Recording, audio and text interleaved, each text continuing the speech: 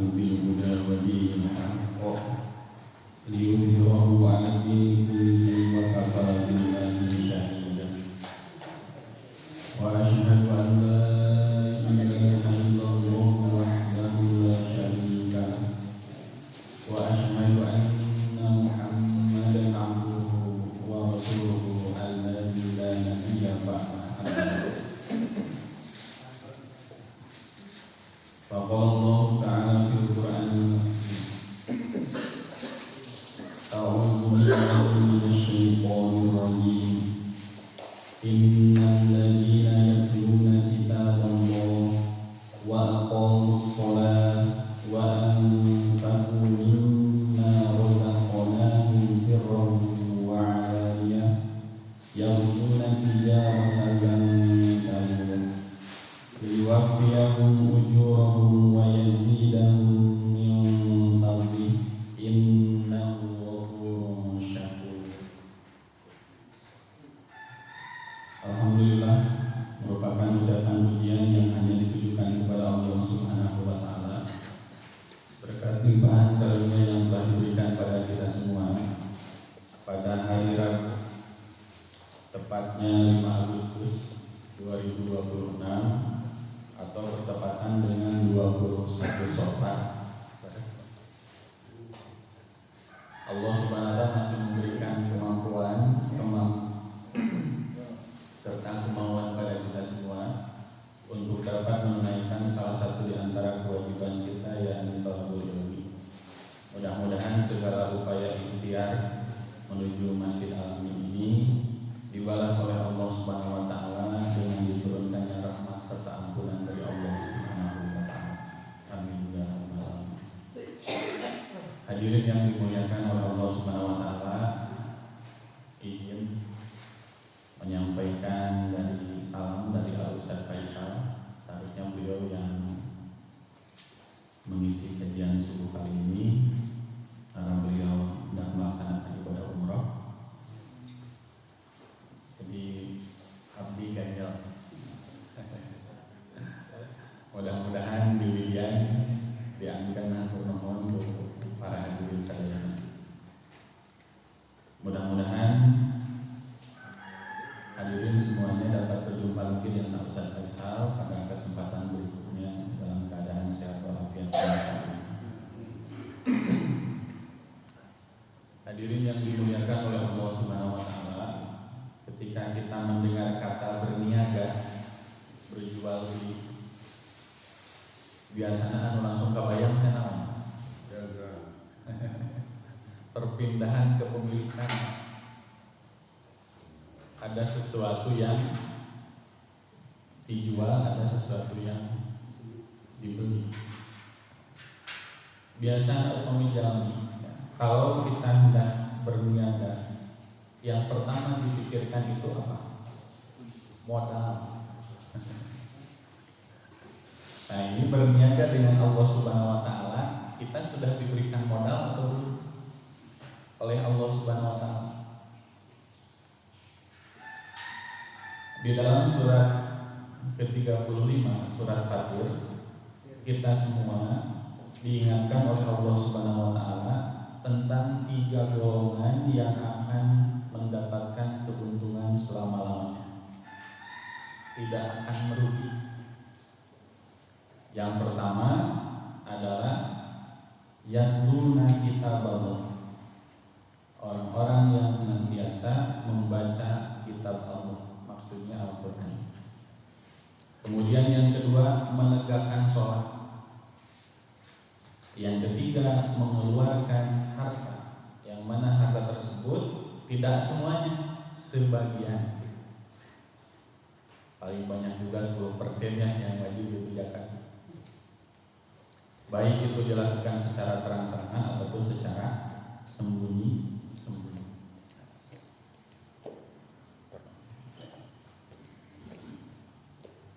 Hadirin yang dimuliakan oleh Allah Subhanahu wa Ta'ala, mari kita coba mendalami tentang kaitan orang-orang yang selalu membaca kitab Allah, di mana Rasulullah SAW pernah menyampaikan menyampaikan sabdanya. Ini seringkali kita dengar.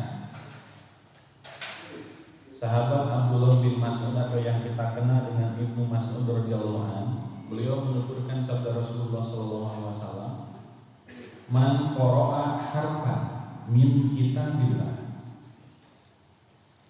Siapa yang membaca satu huruf dari kitabullah, maksudnya Al-Qur'an, falahu bihi hasanatun, maka baginya satu pahala kebaikan. Wal hasanatu bi asyri amsalih, dan satu pahala kebaikan akan dilipat gandakan menjadi 10 kali. La aqulu alif lam mim, itu bukan satu huruf, walakin alifun harfun, walamun harfun, wa mimun harfun. Dari hadis yang bersumber dari sahabat Ibnu Mas'ud radhiyallahu anhu, kita semua dapat memahami bahwa ketika kita belum memahami apa yang kita baca dari Al-Quran, pahala sudah kita dapatkan. Dugikeun ka ayeuna sampai hari ini, kita semua mengetahui bahwa para ulama di dalam menjelaskan alif lam mim seperti semua. Wallahu a'lam. Kira-kira ketika ada orang yang belajar membaca Al-Quran, orang tersebut sudah mengetahui atau belum setiap huruf yang dikumpulkan menjadi sebuah kata telah dipahami oleh dirinya? Belum ya? Makanya di sini ungkapannya qara'a yaqra'u. Qara'a yaqra'u adalah mengumpulkan beberapa huruf menjadi sebuah kata. Huruf kaf, huruf yang pertama, yang kedua huruf ta, yang ketiga huruf ba, ka, ta, ba. Ketika digabungkan memiliki arti. Memiliki arti dia seorang laki-laki telah menulis. Apakah setiap yang membaca Al-Quran sudah memahami hal tersebut? Nah, ini. Maka di sini ungkapannya qara'a yaqra'u, atau mengumpulkan huruf yang satu dengan huruf yang lainnya. Lalu apa bedanya dengan ungkapan di dalam surat Fatir ayat ke-29? Di dalam surat Fatir ayat ke-29 bukan menggunakan kata qara'a yaqra'u, tapi tala yatlu tilawatan. Kalau qara'a yaqra'u qira'atan, kalau tala yatlu tilawatan. Apa bedanya? Kalau menyampaikan tala yatlu tilawatan bukan hanya sekedar membaca, tetapi bacaan tersebut dilanjutkan dengan amalan. Makanya Rasulullah SAW pun menyampaikan sabdanya yang bersumber dari sahabat Abu Musa al-Asy'ari radhiyallahu anhu tentang orang mukmin yang membaca Al-Quran dan orang mukmin yang tidak membaca Al-Quran. Ini pun hadisnya telah kita ketahui. Para hadirin, ketika kita semua membaca Al-Quran, kita semua mengetahui atau tidak bahwa setiap kita membaca Al-Quran haruslah penuh dengan kehati-hatian. Kenapa harus penuh dengan kehati-hatian? Setiap huruf yang kita baca berbuah pahala. Makanya kan sekarang di tiap masjid itu ada peningkatan kualitas bacaan Al-Quran, terutama bagi siapa? Bagi jamaah yang biasa menjadi imam, terutama dalam sholat maghrib, isya dan juga subuh. Harus ada kualitas, peningkatan kualitas bacaan. Nah, tapi bukan hanya sampai di sini. Rasulullah SAW menyampaikan sabdanya, matalul mu'minil ladzi yaqra'ul qur'ana matalul utruyah. Perumpamaan orang mukmin yang membaca Al-Qur'an seperti jeruk manis, rihuha thayyibun wa ta'muha thayyibun. Apakah ini dari segi bacaannya yang bagus atau buah dari bacaan Al-Qur'an?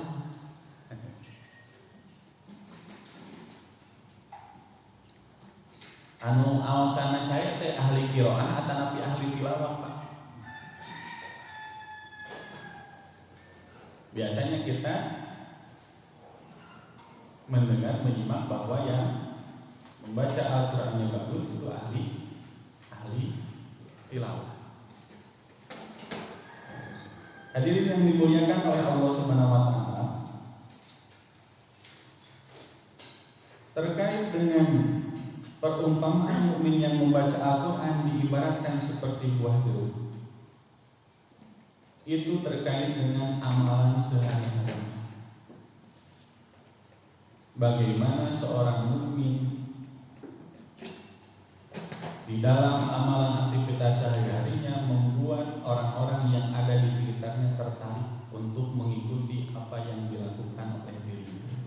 Bukan hanya sekedar bacaannya saja, tapi apa yang dibacanya sesuai dengan perbuatannya. Karena kunci sukses dakwah Rasulullah SAW itu muwafaqatil amal lil qaul. Apa yang diucapkan berkesesuaian dengan apa yang dikerjakan. Kemudian ada orang mukmin yang tidak membaca Al-Qur'an, diibaratkan oleh Rasulullah SAW seperti buah kurma. La rihalaha wa ta'muha hulun. Buah kurma itu tidak memiliki aroma yang membuat orang tertarik. Sakumaha seueurna eta buah kurma di toko kurma ngahililir akan itu semerbak atau tidak wangi buah kurma tersebut. Tidak ya. Nah, itu yang dapat kita pahami bahwa orang mukmin yang tidak membaca Al-Qur'an kemudian bacaannya itu tidak berbuah amalan, hanya sekedar diketahui oleh orang lain bahwa orang tersebut merupakan orang mukmin, tapi tidak ada ketertarikan untuk mengikuti apa yang diperbuatnya, apa yang dilakukan. Misal tunggu mau jadi mukmin anu pikabitareun atau nabi mukmin anu pikarunya. Nah, ini yang mesti kita garis bawah.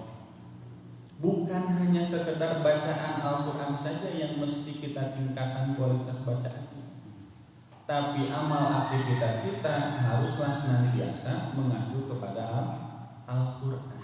Berat atau tidak? Nah, ini yang mesti kita garis bawah. Kenapa? Karena seringkali kita membuat target-target bacaan, membaca Al-Quran, terutama di bulan Ramadan. Target satu hari satu juz. Kintang-kintang sasi sawal masih kene atau gitu. Ya, kenapa ini dibahas? Karena kan sekarang sudah bulan Shofar. Bulan kedua kan Muharram, Shofar bulan kedua pada tahun 1448 Hijriah. Bulan Ramadan kemarin, tahun 1447 Hijriah. Bagaimana jumlah bacaan yang kita lantunkan setiap hari? Banyak atau sedikit? Jangan beranjak ke tahun yang baru, bulan Syawal bertambah atau berkurang? Dzulqa'dah masih kuat atau terus menurun? Bulan Dzulhijjah, tentu saja kita semua memahami bahwa ada mukmin yang cocok dengan bacaan Al-Qur'annya satu hari satu juz. Aya anu cocok sareng hate nate sehari satu lembar, hari satu halaman. Ada juga yang cocok dengan hatinya satu hari satu Nah, kita mau menjadi yang mana? Tentu saja ini tentang kecocokan hati kita. Bagaimana hati kita tergerak untuk menambah bacaan Al-Quran. Bukan hanya bacaannya saja yang ditambah, kualitas bacaannya diperbaiki, diperbagus, kemudian amalnya pun senantiasa diperbarui, ditambah. Kenapa? Karena Rasulullah SAW memberikan perumpamaan. Orang munafik yang membaca Al-Quran diibaratkan seperti bunga, rihuha thayyibun wa ta'muha murrun. Orang munafik itu sangat bagus di dalam membaca Al-Quran, tetapi apa yang diperbuatnya tidak sesuai dengan apa yang dibacanya. Jadi antara ucapan dan perbuatan tidak ada kesesuaian. Makanya diibaratkan seperti bunga, cariosana masai. Tapi naon anu dipidamarna tepih tina naon anu dicarioskeun ku anjeun. Makanya Rasulullah SAW menyampaikan rihuha thayyibun wa ta'muha murrun. Kemudian ada juga orang munafik yang tidak membaca Al-Quran, diibaratkan seperti alhamdulillah buah pare. Pare teh buah atau sayur, Pak? Rasulullah SAW mengungkapkan laisalah rihun wa ta'muha murrun, tidak berbau sama sekali, bahkan rasanya pahit. Tapi di Bandung rumahnya ditambihan ku acina adonan lauk, dibumbuan bumbu kacang, biasanya diica di tukang naon bahasa tahu. Hadirin yang dimuliakan oleh Allah Subhanahu wa taala, innal ladzina yatluna kitaballah, tentu saja kita semua berupaya paling tidak meningkatkan kualitas bacaan Al-Qur'an kita. Kualitas bacaan Al-Qur'an, kita semua mengetahui bahwa kita menunaikan hak dan mustahab. Mustahab apa? Huruf. Huruf yang kita baca, hak dan mustahabnya kita penuhi. Sifat-sifat yang selamanya melekat pada huruf tersebut, kemudian sifat-sifat yang senantiasa berubah pada huruf tersebut, kita berupaya menunaikan bacaan Al-Quran sesuai dengan kaidah-kaidah yang telah diberikan oleh para ulama. Karena kita mengetahui bahwa bacaan Al-Quran lebih dahulu prakteknya daripada kaidahnya. Karena Rasulullah SAW menyampaikan langsung bacaannya, sementara kaidah ilmu tajwid, ilmu untuk memperbagus bacaan Al-Quran, lahir kemudian. Itu yang pertama. Orang-orang yang selalu membaca kitab Allah. Patarosana kieu Pak. Ketika kita berniaga, modalnya itu di dalam kita membaca Al-Quran, modalnya itu sudah kita dapatkan atau belum?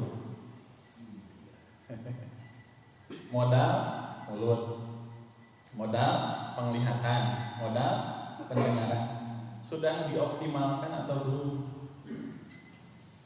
Apakah kita satu pekan sekali sengaja datang untuk meningkatkan kualitas bacaan Al-Quran kita atau belum? Nah, itu yang mesti kita tekankan. Karena kita semua sudah diberikan modalnya oleh siapa? Oleh Allah Subhanahu wa ta'ala. Kepercayaan dari Allah Subhanahu wa ta'ala yang mesti kita jaga dengan sebaik-baiknya. Agar apa? Agar di dalam kita membaca Al-Quran tidak hanya bagus dari segi kualitas bacaan, tapi bacaan tersebut melahirkan amalan.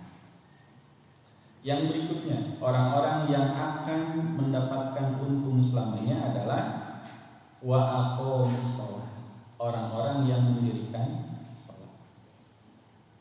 Saya berhusnudon kita semua sholat pada waktunya. Ada yang awal waktu, ada yang pertengahan waktu, ada yang akhir waktu. Yang pertengahan waktu kan yang mengejar keutamaan yang disampaikan oleh Rasulullah SAW. Ada juga yang tengah, ada juga yang akhir. No akhir teh mana? Salat duhur ke asaran, salat asar ke maghriban, salat maghrib ke isaan, salat isya Kapeureumah. Salat subuh kaburan. Tah eta nu di akhir waktu. Sadaya oge dina waktosna. Sahabat Anas bin Malik radhiyallahu anhu beliau menuturkan, awwalu ma yuhasabu bihil abdu yaumal qiyamah as-shalah. Jadi sahabat Anas bin Malik radhiyallahu anhu menyampaikan sabda Rasulullah sallallahu alaihi wasallam, amal yang pertama dihisab dari seorang hamba Allah kelak di hari kiamat adalah salatnya. Namanya tadi diawali dengan waktu. Bagaimana perhatian kita terhadap waktu sholat? Apakah kita senantiasa menginginkan sholat di awal waktu, tengah waktu, atau di akhir waktu? Kenapa? Karena itu akan menjadi gambaran seorang hamba Allah Subhanahu wa taala tersebut, bagaimana perjumpaannya terkait dengan waktu, diperhatikan atau tidak ketika berjumpa dengan Allah Subhanahu wa taala selama 1 kali 24 jam sebanyak 5 waktu. Upami janji sareng Allah Subhanahu wa taala merhatoskeun waktos, tentu saja janji dengan sesama manusia akan senantiasa diperhatikan waktu. Rasulullah SAW melanjutkan sabdanya, fa in sholahat sholaha lalu sa'ir amali. Maka jika beres sholatnya, maka bereslah pula seluruh amalnya. Wa in fasadat fasada sa'iru amalihi. Dan jika amalnya rusak, dan jika sholatnya rusak, maka rusaklah seluruh amalnya. Yang rusak yang di sini yang tadi atau tentu saja dijelaskan oleh hadis yang berikutnya, di mana Rasulullah SAW memerintahkan kepada para sahabatnya yang nyantri, santri kalong, anu tos sepuh, janten ti kapungkur ge aya santri anu tos rumah tangga, anu tos kagungan istri, kagungan urang kali, masih nyantri ka Rasulullah sallallahu alaihi wasallam. Jadi diuningakeun ku sahabat Malik bin Al-Huwairis radhiyallahu anhu, kami itu merupakan orang-orang yang usianya hampir seumuran, dan kami bermukim bersama Rasulullah SAW selama 20 malam. Wa kana Rasulullah SAW rafiqan. Rasulullah SAW itu merupakan pribadi yang lembut, yang peka perasaannya terhadap orang-orang yang ditemuinya. Maka Rasulullah SAW berkesimpulan bahwa santri-santrinya itu sudah sono tos kangen kasaha kepada keluarganya. Maka Rasulullah SAW menyarankan agar mereka kembali kepada keluarganya, tapi dengan tambahan pesan, irji'u ila ahlikum fa'aqimu fihim wa 'allimuhum wa muruhum. Apa yang kalian dapatkan dariku, ajarkanlah kembali kepada siapa? Kepada keluarga kalian. Dan yang paling aku ingat dari sahabat Malik bin Al-Huwairis radhiyallahu anhu ini adalah wasallu kama ra'aitumuni usolli. Dan sholatlah kalian sebagaimana kalian melihat aku melaksanakan sholat. Para ulama berkesimpulan ro'a di sini maksudnya bil ilmi. Kan kita semua belum pernah yang berjumpa dengan Rasulullah SAW, tapi ilmu tentang sholat sampai kepada kita semuanya. Hadirin yang dimuliakan oleh Allah Subhanahu wa taala, di sini disampaikan oleh sahabat Malik bin Al-Huwairis, fa idza hadaratis shalah falyu'addin lakum ahadukum wal ya'ummakum akbar. Di sini disampaikan ketika waktu sholat telah tiba, hendaklah salah seorang di antara kalian mengumandangkan adzan, dan yang paling tua usianya, karena kan tadi usianya sebaya seumuran santeragan gitu, ripo Sunda, maka yang diangkat menjadi imam adalah yang paling tua. Kenapa? Karena dari segi keilmuan sama-sama belajar pada waktu dan tempat yang sama kepada Rasulullah SAW. Janten anu langkung sepuh teh sanes kedah wae janten imam, mari kan kantos murang kali tiasa janten imam, anu yuswana langkung anu tiasa janten imam. Hadirin yang dimuliakan oleh Allah Subhanahu wa taala, tentu saja dari hadis tersebut kita semua memahami bahwa ketika kita berangkat ke masjid melaksanakan ketaatan kepada Allah Subhanahu wa taala, keluarga kita pun harus dipastikan berada dalam ketaatan kepada Allah Subhanahu wa taala. Janten saacan arakat ka masjid teh bapak-bapak dipastikan dulu apakah istri dan anak-anaknya sudah siap atau belum di dalam melaksanakan ibadah sholat, khususnya sholat Id. Kenapa? Karena ternyata sholat yang 5 waktu itu akan memberikan kita kepada ampunan yang telah disediakan oleh Allah Subhanahu wa taala. Sahabat Abu Hurairah radhiyallahu anhu menuturkan, as-shalawatul khamsu, salat yang 5 waktu, kemudian wal jumu'atu ilal jumu'ati wa ramadhanu ila ramadhana mukaffiratun ma bainahunna idza jatanal kabair. Salat zuhur yang kita lakukan akan menghapus dosa di antara waktu subuh dan salat zuhur. Asar yang kita lakukan menghapus dosa di antara waktu zuhur dan juga asar. Terus saja seperti itu.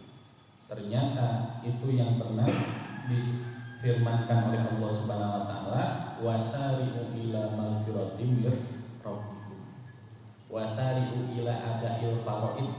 Itu yang disampaikan oleh sahabat Ali bin Abi Thalib radhiyallahu anhu. Bersegeralah untuk menjemput ampunan yang telah disediakan oleh Allah Subhanahu wa taala. Maha Rahman dan Rahimnya Allah Subhanahu wa taala. Ternyata kita mendapatkan keuntungannya itu dosa-dosa kecil yang kita lakukan yang disengaja ataupun tidak dihapuskan oleh Allah Subhanahu wa taala selama kita tetap menegakkan ibadah sholat. Kemudian yang berikutnya sahabat Anas bin Malik radhiyallahu anhu menuturkan, di dalam melaksanakan ibadah sholat diperlukan adanya sesuatu yang dikatakan dengan meluruskan saf. Rasulullah SAW bersabda, "Sawwu sufufakum," ratakanlah, luruskan. Makanya ini kan sengaja ya dibuat garis-garis seperti ini agar apa? Agar jamaah yang melaksanakan sholat berada dalam sunnah Rasulullah SAW. Barisan ketika sholatnya tidak bengkok-bengkok, lurus rata. Fa inna taswiyata sufuf min iqamati sholat. Karena memperhatikan saf ketika sholat, menegakkan urusan di dalam meluruskan saf termasuk menegakkan ibadah sholat. Makanya kita semua harus dapat meluruskan saf sebelum imam memandangkan takbir. Takbir yang mana? Takbiratul ihram. Tentu saja imam pun memberikan komando. Silakan dimohon kepada seluruh jamaah untuk memperhatikan samping kiri dan kanannya agar safnya lurus, tumit berada di atas ujung garis yang telah ditetapkan oleh DKM. Nah, itu kan apa yang disampaikan imam berusaha menghidupkan sunnah Rasulullah SAW. Nah, itu yang di dalam melaksanakan sholat. Patarosana modal kita melaksanakan sholat tos aya atau tidak aja.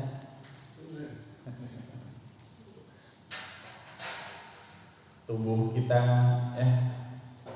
tiap persendian kita ternyata dalam riwayat yang lain disampaikan oleh Rasulullah SAW dinilai sedekah ketika tubuh kita dipergunakan untuk melaksanakan ibadah sholat. Setiap persendian kita dinilai sedekah oleh Allah Subhanahu wa taala.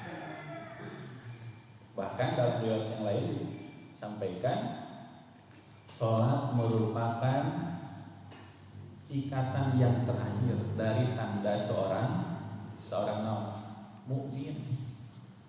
Karena pernah terjadi ada orang yang meninggal, itu duka kantos sholat bukan aja. Dipayu abdi ngawaler, aya teu jalmi anu kantos sholat, anu kantos tinggal eta jalmi sholat. Kalau ada orang yang pernah melihat orang tersebut melaksanakan ibadah sholat, Nah, mari kita urus jenazahnya dengan sebaik-baiknya sesuai dengan pengurusan jenazah seorang mukmin. Upami teu aya bade kumaha. Nah, makanya harus dipastikan bahwa ada orang yang memperhatikan, menyaksikan saudara kita pernah melaksanakan sholat, sekalipun hanya sekali. Nggak penting mah masih kene sholat. Kemudian yang ketiga, setelah kita semua diberikan modal untuk membaca Al-Quran, diberikan modal untuk melaksanakan sholat, yang ketiga adalah wa anfaqu bima razaqnahum sirran wa alaniyah. Ketika kita hendak berniaga dengan Allah Subhanahu wa taala dengan perniagaan yang akan mendapatkan keuntungan selamanya, maka kita semua mengetahui apa yang kita keluarkan sejatinya hanya sebagian dari harta yang kita miliki. Kan ada zakat, ada infak, ada sedekah. Zakat paling besar berapa persen? 10%. Zakat pertanian, ketika lahan pertanian tersebut airnya itu didapatkan disiram oleh hujan, maka zakat yang dikeluarkan 10%. Ketika lahan pertanian tersebut airnya didatangkan karena manusia yang mengusahakannya, maka zakat pertanian tersebut menjadi 5%. 10% Pak Ageng. Zakat perhiasan 2,5%. Zakat mah harta yang sudah masuk nisab dan sudah masuk haul 1 tahun kalender Hijriah dan sudah memasuki 90 gram emas selama 1 tahun, zakatnya juga hanya 2,5%. Itu juga kalau tidak berkurang sama sekali selama 1 tahun. Makanya di sini Rasulullah SAW menyampaikan sabdanya, la tuqbalu sholatum bi ghairi tuhurin, tidak sah sholat tanpa bersuci, wala shadaqatun min gululin, dan tidak akan diterima sedekah dari usaha yang tidak halal. Usaha yang tidak halal di mana? Orang yang berjual beli zatnya haram. Contoh, jual beli obat-obatan terlarang. Sok kaemut teu Pak. Jalminya misalnya obat-obatan terlarang, sok kaemut zakat sodako, infak, keayanya. Jalan yang korupsi ya, orang yang koruptor pernah tidak terpikir untuk sedekah? Tentu saja Allah Subhanahu wa taala akan menggerakkan hati mukmin untuk berzakat, berinfak dan bersedekah ketika hartanya itu dihasilkan dari harta yang bersih. Kemudian Allah Subhanahu wa taala menetapkan melalui lisan Rasulullah SAW apa yang dikeluarkan di jalan Allah Subhanahu wa taala, mana qasat shadaqatun min malin. Sedekah itu tidak akan mengurangi harta apapun. Mengalih hanya berpindah hitungannya yang tadinya berada pada hitungan matematika manusia, berpindah kepada catatan amal soleh yang sudah disimpan oleh Allah Subhanahu wa taala. Tentu saja pernah ada yang bertanya, Pak, abi teh cenah kenging manfaat dina zakat fitrah. Saya mendapatkan manfaat dari zakat fitrah. Padahal ibu tersebut mengeluarkan zakat fitrah pada masjid yang ada di dekatnya tersebut, di dekat rumahnya. Duka kumaha. Kenapa saya menerima manfaat dari zakat fitrah padahal saya masih mampu untuk mengeluarkan zakat fitrah? Amok dan kecewa. Coba saja ibu tanyakan kepada siapa?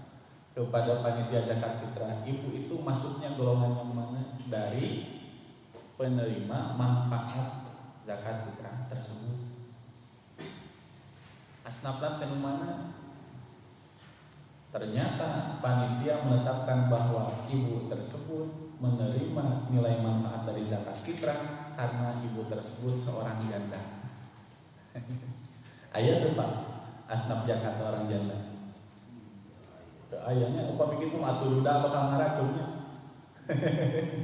Ari janda dipertoskeun ari duda teh. Nah, itu. Tentu saja panitia tersebut harus menyampaikan bahwa ibu tersebut termasuk kepada asnaf yang pertama atau kedua. Kalau disebut fakir karena kan masih mampu untuk menunaikan zakat fitrah.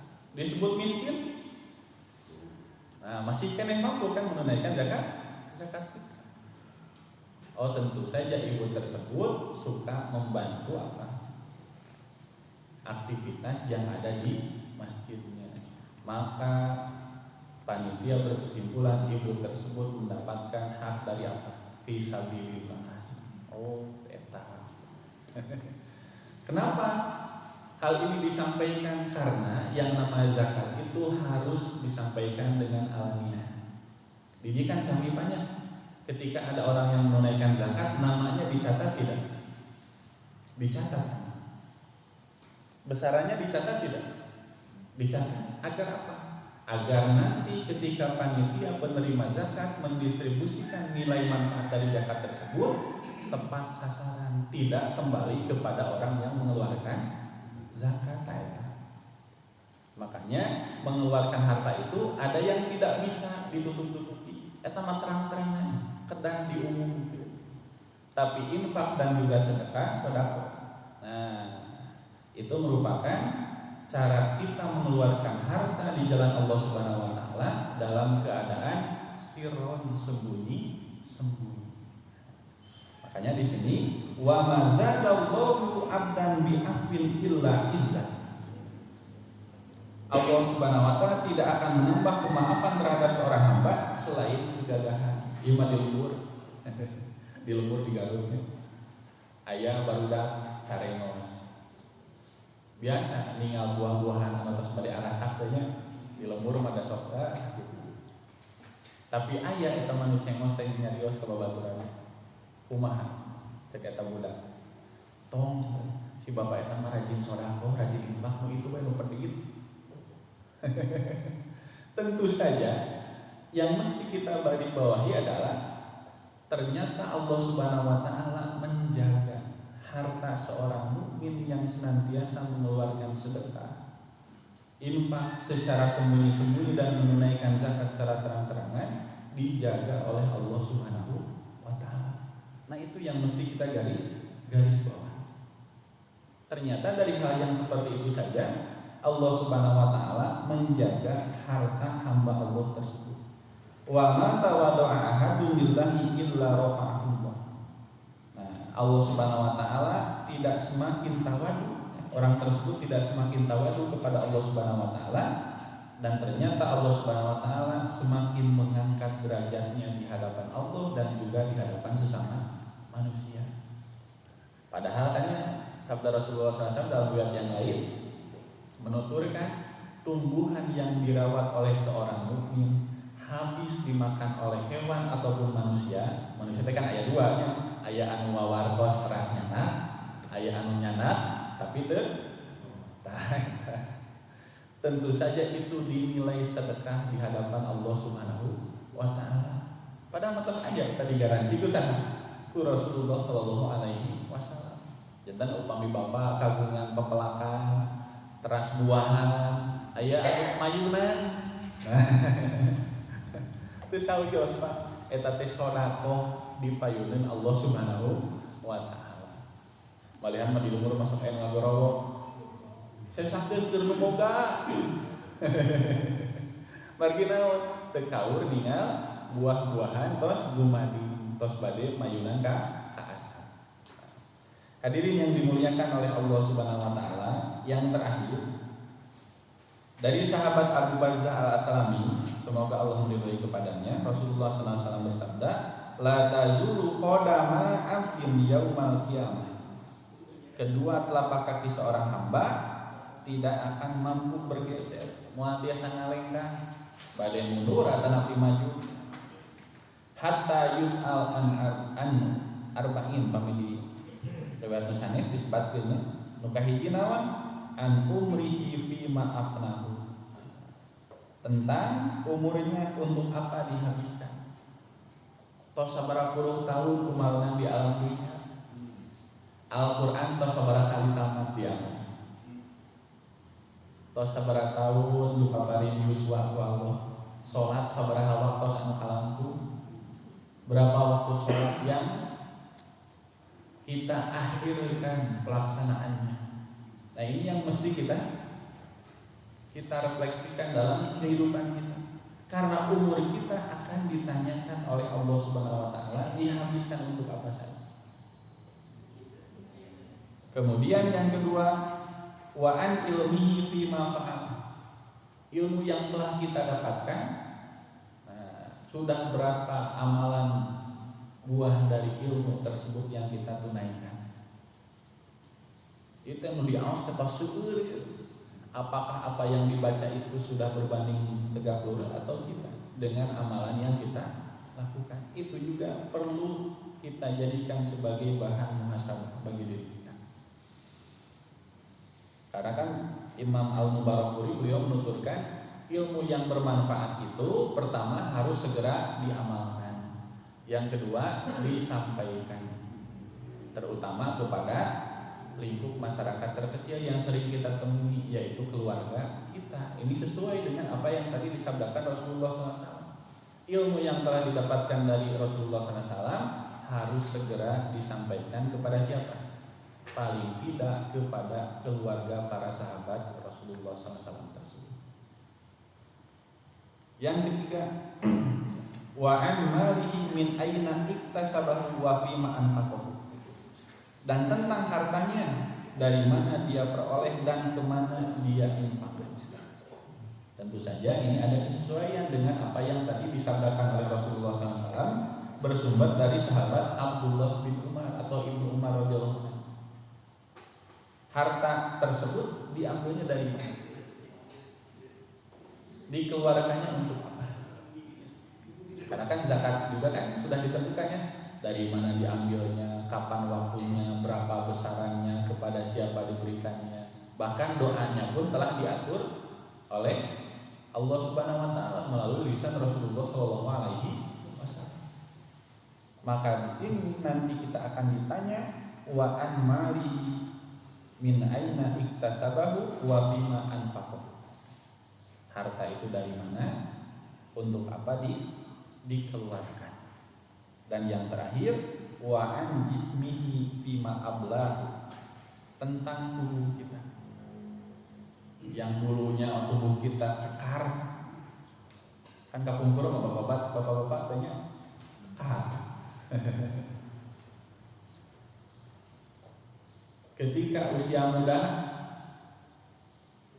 bagaimana kita semua meminta ampunan kepada Allah Subhanahu wa taala? Ternyata kita baru rajin ke masjid setelah otot kita kendor, persendian kita sering sakit. Tentu saja sekalipun kesempatan tersebut diberikan oleh Allah Subhanahu wa taala dalam masa yang sempit, yang tinggal sedikit lagi, tentu saja kita harus manfaatkan dengan sebaik-baiknya. Hadirin yang dimuliakan oleh Allah Subhanahu wa taala, membaca Al-Quran, kemudian menegakkan sholat, dan yang ketiga mengeluarkan harta yang terang-terangan ataupun yang sembunyi-sembunyi, semuanya termasuk ibadah kepada Allah Subhanahu wa taala. Dan hal tersebut dikatakan oleh Syekhul Islam Ibnu Taimiyah adalah kata yang mencakup kepada segala perkara yang dicintai dan diridhoi oleh Allah Subhanahu wa taala. Membaca Quran, perkataan atau bukan? Perkataan. Kemudian sholat, ada gerakan dari bibir kita Pak? Ada. Perbuatannya ada, gerakan persendian kita, tubuh kita ada. Yang nampak ataupun yang tersembunyi. Aya teu Pak sholat anu tiasa disebutkeun? Ayah salat sunat. Salat sunat makan biasa dina waktos-waktos istirahat. Orang yang lain sedang terlelap tidur. Tapi kan salat wajib meuteut biasa disebutkeunnya. Salat subuh kaburangan, hordeng ditutupan, lampu diparuman. Malukan malaikat uningan. Nah, hadirin yang dimuliakan oleh Allah Subhanahu wa taala, ibadah membaca Quran ada yang terang-terangan, ada yang sembunyi. Kemudian ibadah sholat ada yang terang-terangan, ada juga yang sembunyi. Mengeluarkan harta pun ada yang terang-terangan, ada juga yang sembunyi. Semuanya kita lakukan atas dasar kecintaan kita kepada Allah Subhanahu wa taala. Karena ketika kita melakukan hal tersebut, kita sedang melakukan pekerjaan yang dicintai dan diridhoi oleh Allah Subhanahu wa taala. Sejatinya apa yang disampaikan kali ini bukan untuk menasihati Bapak-bapak semua, mohon maaf, tapi sejatinya untuk menasihati diri saya sendiri. Agar apa? Agar ketika kelak ditanya oleh Allah Subhanahu wa taala tentang materi yang disampaikan pada subuh kali ini, yang akan pertama kali ditanya bukan para hadirin, tapi saya terlebih dahulu. Sejauh mana saya memperhatikan bacaan Quran saya, sejauh mana memperhatikan kualitas sholat, dan sejauh mana memperhatikan kualitas di dalam mengeluarkan harta di jalan Allah Subhanahu wa taala. Nah, barangkali itu yang dapat disampaikan. Nami naginya ganjel banyak. Ustaz Ahmad Faisal mobil abdi mah ganjel batu saged. Nah, mudah-mudahan apa yang disampaikan menjadi nasihat yang paling baik serta tambahan ilmu yang bermanfaat, khususnya untuk diri saya, umumnya bagi bapak-bapak hadirin yang iman yang telah berkenan menyimak apa yang tadi disampaikan dari awal sampai akhir. Mohon maaf atas segala kekurangan serta keterbatasan. Akhirul kalam, aku qouli hadza wa astaghfirullah li wa lakum. Assalamualaikum warahmatullahi wabarakatuh.